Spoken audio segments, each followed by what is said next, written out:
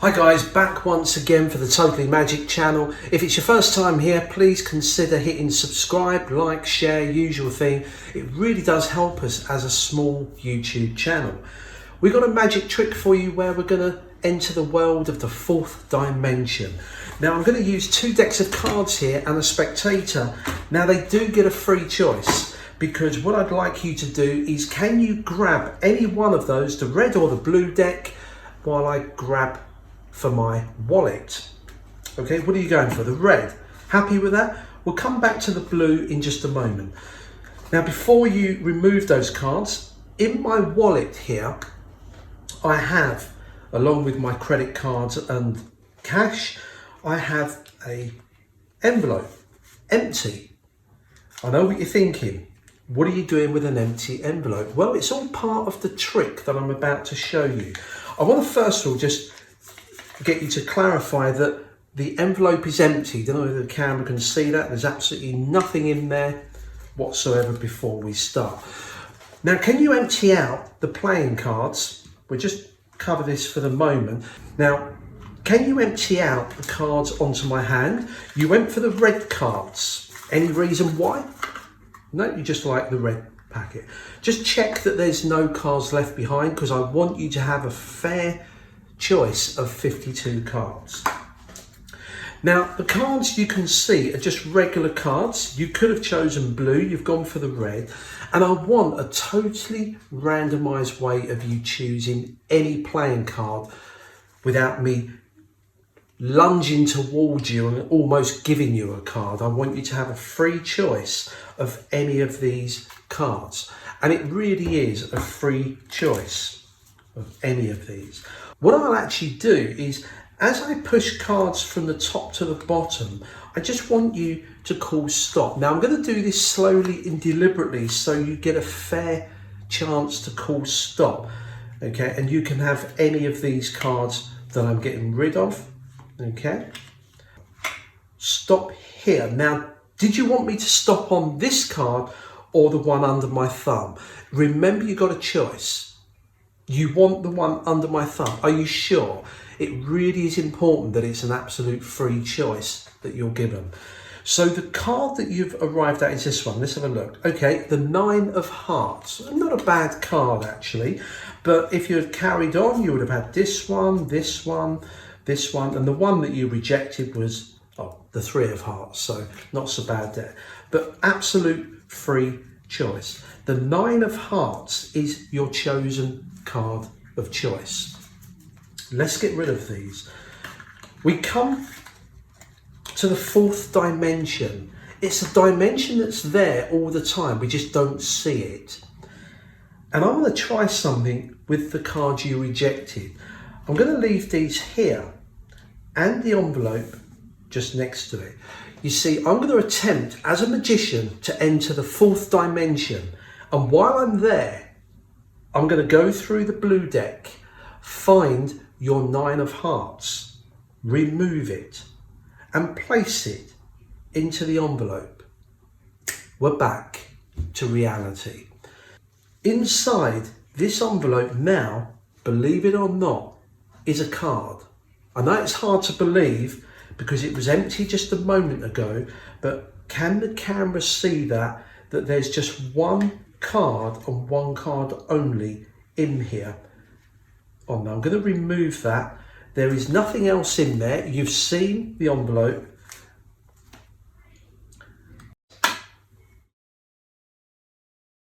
Your freely chosen card, the 9 of Hearts. Now I know what you're thinking. Did you really enter the fourth dimension and remove it from this deck? I want you to take those cards. I'm not going to touch them. I want you to remove them, check there's no cards left behind. And I want you to deal the cards face up here, looking for the 9 of Hearts. And also count out aloud. 1, 2, 3, 4, 5, 6, 7, 8, 9, 10, 11, 12, 13, 14, 15, 45, 46, 47, 48, 49, 50, 51, 51 cards. Did you see your 9 of hearts? You didn't. And that is because this came from this pack. And I know any magicians watching this, if you was here, you're welcome to examine these 51 cards. They are just regular cards. And that is the 4th dimension. So this is a trick from many years ago, and it was one of the early ones that I deconstructed myself. So I was never taught this trick, but I saw it performed a couple of times, and it kind of got me thinking that it might be interesting for me to give you my thought process of deconstruction in a kind of tutorial way. So first of all, at the start of the effect, if you think about it, it's an impossibility. The magician shows 2 decks of cards. The spectator can choose any one. They then have a free choice of any card from a shown deck of regular cards. An envelope sits in full view throughout the performance, right from the very beginning. And yet, the freely chosen card matches the one in the envelope. That's it. But let's break it down. First of all, with the decks. He had 2 decks. Now, at the start, I always remember the magician never said the reason for choosing a particular pack.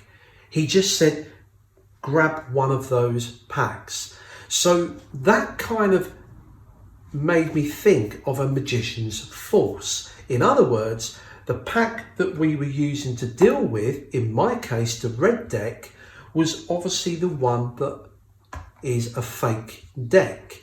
I needed them to choose that. So it was a magician's force. So we can eliminate that we were never going to use the blue deck for them to choose a card. So let's move that to one side. So the magician's force. Then it made me wonder why the magician didn't deal cards onto the table like this.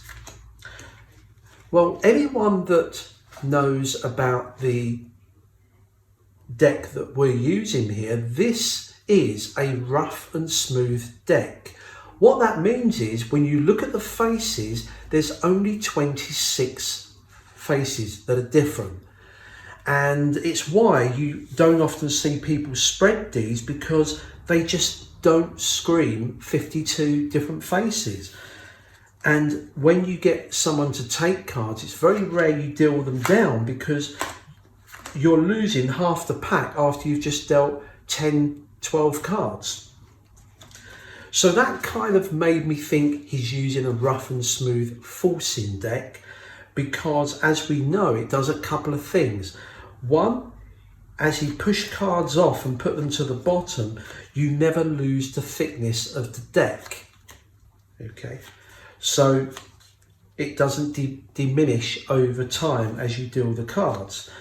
The other thing was it made sure that the spectator had a free choice of not just one, but up to 3 different cards. You see, as he pushed the card off, he could offer this card when the spectator calls stop. Do you want this card, the one I've just put at the bottom, or the next one along? So it really appears to the audience that he was getting an absolute free choice of any card. And of course, we know that whatever card they stop on, it's always going to be the false card. Now, I don't want to get too much into this pack, but it is known as a rough and smooth forcing deck. Okay, and the way that it works is that you have a pair of cards, a regular card and the false card, in this case the 9 of hearts. There's 26 of these in here, but they're hidden behind the regular card, and they've got some special roughing fluid on here so they stick together. Okay, unless you lightly separate them and they move apart.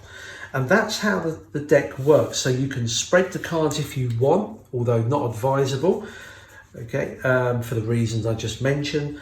But that is how I worked out that he was forcing a card, that he was probably using a rough and smooth deck. And that's how I've presented this. The only thing that I made different was the envelope, and we'll come to that in a moment. So that's the trick. He offers 2 decks of cards. You say to them, pick up one of those packs. Now, if he picked up the blue deck, I'd say to them, just put that in your pocket for safekeeping. You can see how this is a magician's force. And we'll use these to pick your card. If he grabs the red deck, you say, great, we're going to use those to pick your card. Let's just move these to one side. Magician's force. We come to this one.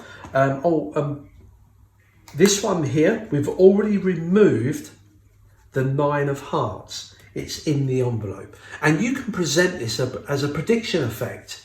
You could have this hanging up in full view as you enter the stage or do your performance on there.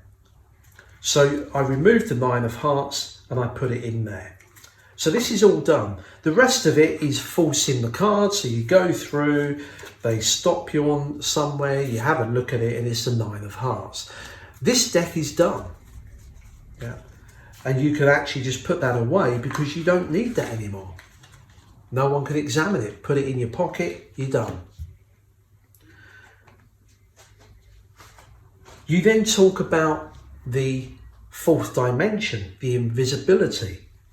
Now, this here is a fake envelope, and because I wanted to show that it was empty to begin with, I guess you could use a Z-fold, Z-fold wallet if you want, but this works just as well. I had a couple of small envelopes, and all I did is I glued 2 of them back to back. So you'll see that on this side I've got my 9 of hearts in there, but if I turn the whole thing over, this one appears empty. So that's how I performed that part of it, because I wanted this empty envelope and then suddenly a card appears in there. A bit of a double whammy. Okay, you don't have to do that. You could just put the card in here already. And that's it. Simple as. Watch the performance. Hope you enjoyed that breakdown of a great card trick. I think this is perfect for stage. You could even have an oversized envelope with a large jumbo card in, hanging up above your head throughout the performance for dramatic effect. Till next time, practice, and as always, enjoy what you do.